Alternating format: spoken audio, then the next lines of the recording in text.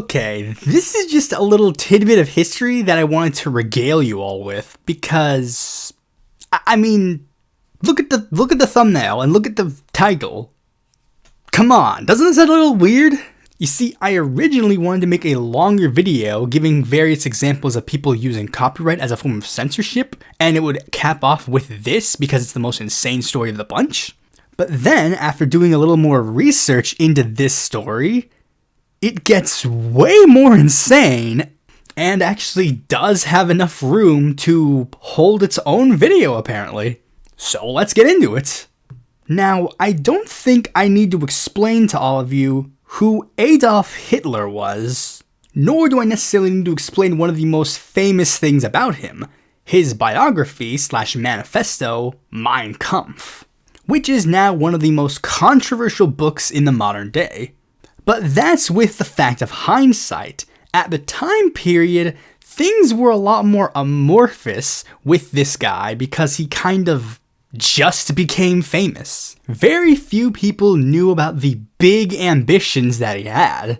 And due to said ambitions, Hitler wanted to expand his ideology abroad, particularly in the area that served as a partial inspiration to him, the United States of America, choosing a wide variety of methods to spread his ideology here, creating American Nazi organizations to make Nazism more prevalent in German American communities, paying off members of Congress to toe the Nazi Party's lines.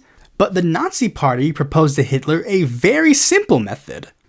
Publish an English-language version of Mein Kampf so that the American people are introduced to his ideas more organically. The person that will be tasked with writing said English translation would be Edgar Dugdale, the husband of Blanche Elizabeth Campbell Balfour. Yes, that's not a coincidence. She is of that Balfour family. And what's stranger is the fact that not only did Edgar do it for free, but apparently Edgar was hesitant to do the job, and Blanche convinced him to do it. And while you could make some sort of claim that maybe they had their own separate intentions when writing the translation and making it available in English, but that's a little strange when you see that the Nazi government was very actively involved in the translation process, and actively encouraging Edgar and Blanche to heavily sanitize the translation, removing some of the most extreme aspects of Nazi ideology found in the book. Said version would be published by Houghton Mifflin and sold in the United States and the United Kingdom, with Edgar's name being removed from the latter as to not hurt Blanche's position in the British Zionist movement. Even the cover of the book would be sanitized in order to evoke a less radical image, while the first edition of the book would be Hitler doing a Nazi salute in front of a swastika. The second edition would be a generic cover, even using the colors of the Weimar Republic to make Hitler look like just another German politician. While there is a quote on the cover that does say he's a dictator, with the contents of the book being so heavily censored, the case can be made that it's trying to radicalize people to be pro-dictatorship, alongside other forms of radicalization towards Hitler's ideology. And it seemed to do well, because by 1938, this version of the book had sold 97,000 copies. But around the time that this was going on, an American journalist named Alan Cranston had just returned from a 2-year trip in Europe, serving as a correspondent for the International News Service. While visiting a couple of bookstores in New York, he notices Mein Kampf is being sold. And while reading this version of the book, he noticed that it is vastly different from the version that he had to read in Europe. So different that it's almost as if it is made specifically to propagandize Americans to support Hitler. Cranston was not a fan of that, so he decided to do something extremely interesting. Publish Mein Kampf himself. Now, Alan wasn't just going to publish a full version of Mein Kampf. he actually wanted to do something a little more.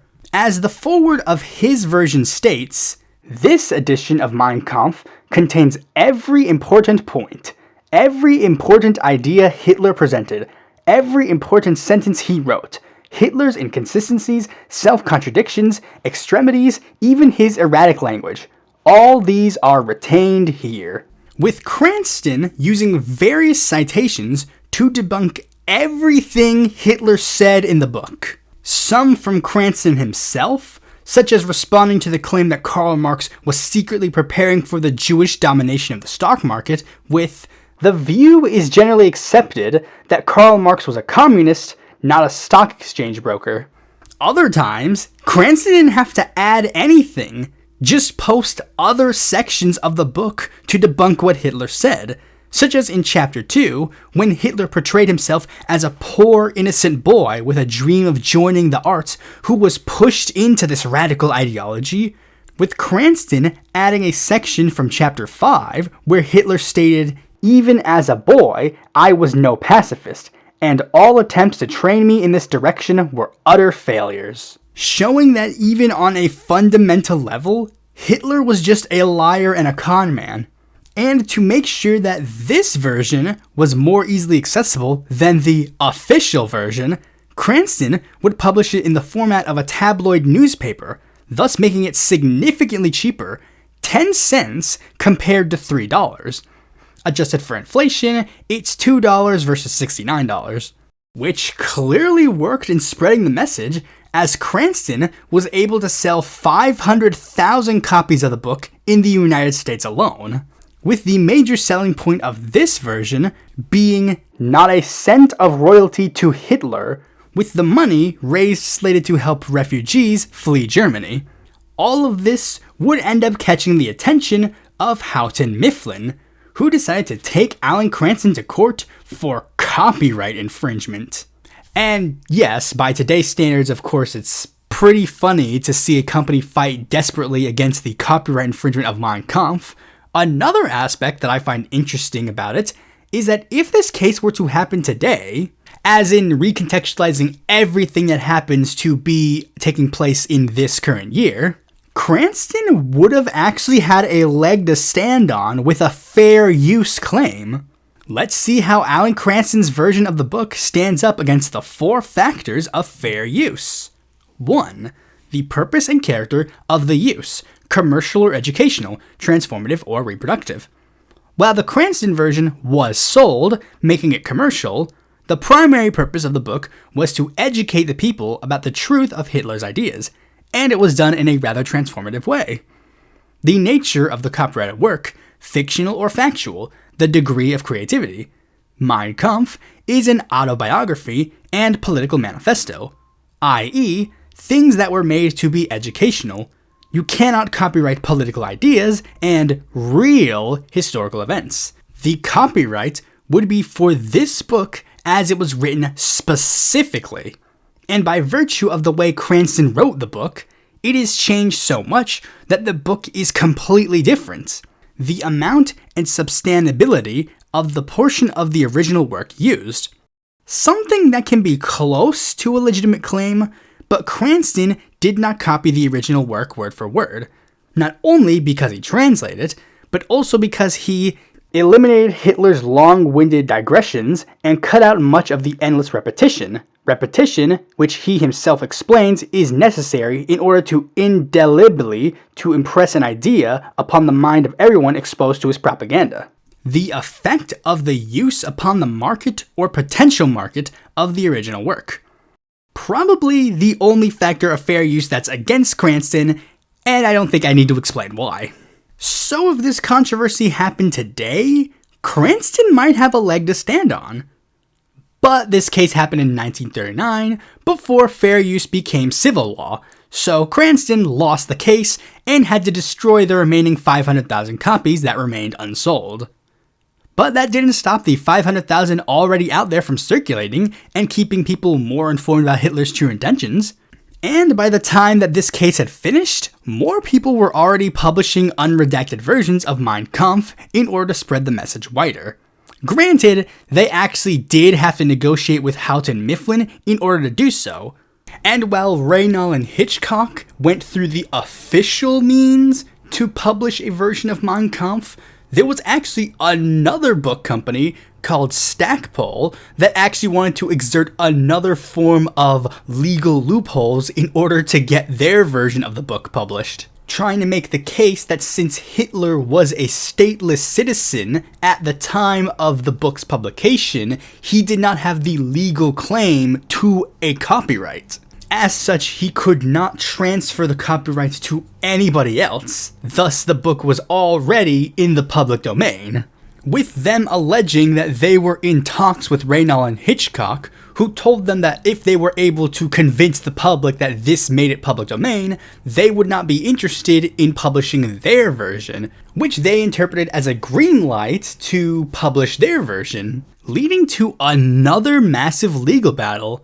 And by the time that case had concluded, the US and Germany were already at war, so any royalties that Houghton Mifflin had left to pay were now no longer going to Germany, and the US government would then seize the copyright of the book in 1942, citing the Trading with the Enemy Act.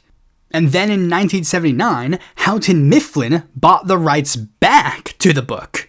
Man, these guys really are insistent on owning Mein Kampf for some reason.